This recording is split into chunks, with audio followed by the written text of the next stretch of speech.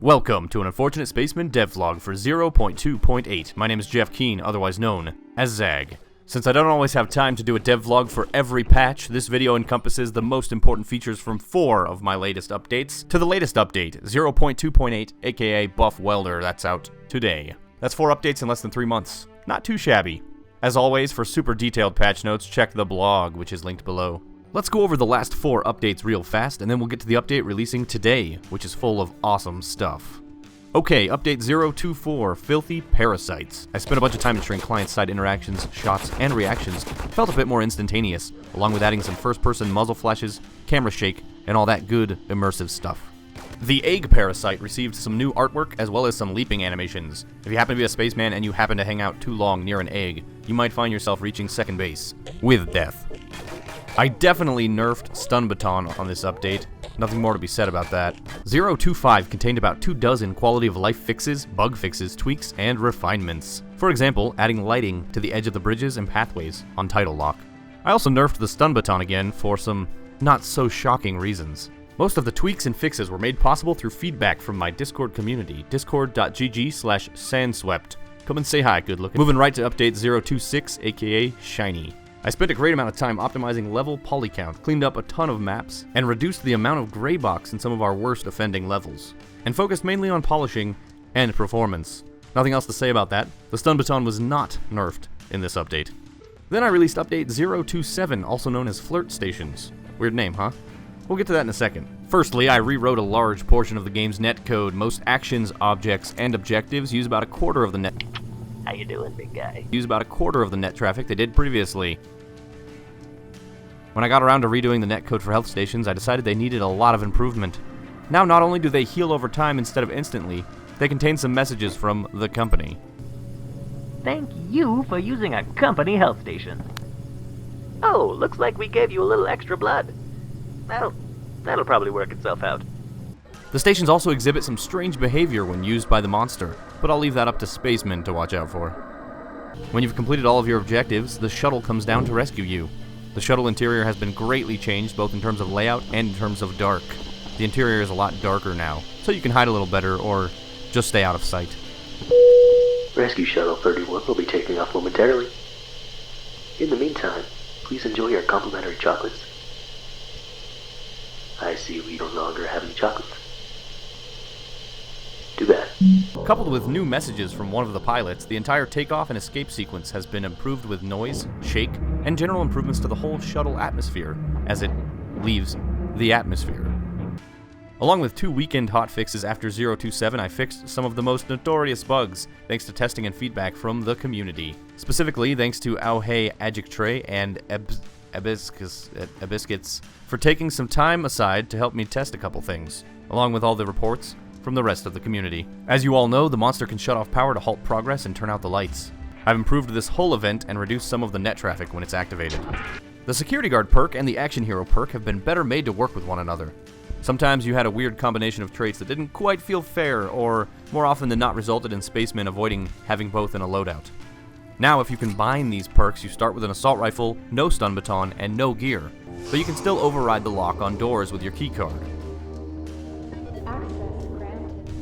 This makes you deadly, but hopefully not too overpowered, since you're still being restricted in the same ways as before, such as spawning without a keycard and not being able to use gear items. But wait, if I spawn without a keycard, how do I override door locks?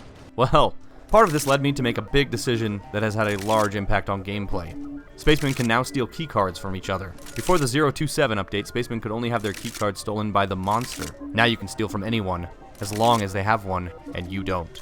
There are now first-person legs, so you can look down and run into walls and stuff. The last major change I dropped with 027 was a change to the way spacemen are lit up in the game. I'm not talking about shooting each other. This new lighting on player models makes them look a lot better in most situations and is closer to the art style I've been aiming for. I hope you like it. Whew, alright. Now with all the older patches out of the way, let's jump to 028, finally. The latest patch that has dropped alongside this video, 028 aka Buff Welder. As our brightest astronauts may have already guessed, this update focused on buffing the welder, or in other words, making the welder something people would actually want to pick up as one of their perks. When holding a welder, you can now right-click on a door in order to weld the door shut. using this to trap foes, piss off your friends, or just seal an entrance. This sets your welder on cooldown and makes it unusable for a while. The only way to break the weld is to destroy the door, after which you can repair the door as normal, if your welder isn't still on cooldown. I've also reduced door hit points by about 100. I'll be keeping an eye on this and balance accordingly. The warm-up screen UI has been totally overhauled. New graphics, sleeker look, easier on the eyes, and it's more intuitive, sliding aside and making a loud roar when you're picked as the monster. The spacemen don't hear a roar, they just hear a nice... I'm spending some large amounts of time making the game a bit more user-friendly for newcomers. When spawning, the intro message now has a brand new image and your color floats to the corner. In this continued effort to ensure new players understand what the hell they're supposed to be doing, objective statuses and completion now show up at all times on the left-hand side of the HUD. You can still hold tab to expand into more specific detail or descriptions of each task. If you're new, it's important that you know landing pads must be cleared in order for the rescue shuttle to land and save you from a monstrous fate. Landing pads are now properly numbered L1 through L3, and they now always show up on your HUD and map, orange if cluttered, and green when cleared of debris. There are also lights on the edge of the landing pad indicating the landing pad's current status, and the landing pad themselves have had a nice artistic overhaul. Kima! Oh, Kima. You all know Kima. Well, you probably don't, because no one played it. Kima has had numerous pathways opened up with doors, new walkways, and broken railings that were previously unbroken. Hopefully this will make the map more fun, and will allow better map flow and result in far less dead ends. Kima has also received some visual updates, but for being the first map ever made, it is still... it has a long ways to go before it's as pretty as the other maps at the ball. Still, I hope the pathway changes result in a much better experience, even if it remains the ugly duckling floating in the map pool. Hopefully, for not too much longer. As a few of our longtime astronauts may be aware, there's some missing animations on a few of our important actions. Or rather, there were. First and third person animations have been added for actions such as punching and the monster's claw attack. The monster's transform also no longer slides around and will actually move his legs. Now the monster is all good and stuff. Who's a good monster? Have a spaceman. You've earned it. Along the same vein, looking up and down is now fixed for other spacemen, and flashlights now properly follow where the user is looking.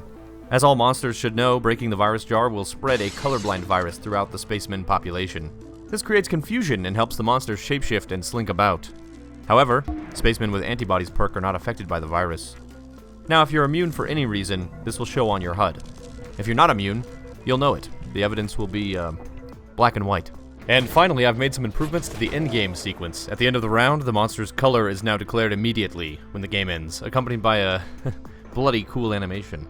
Still got them jokes. You can stop by and chit-chat with me or other space folk in our Discord at discord.gg/sandswept. The community plays every single Saturday at 11 a.m. PST on the Discord.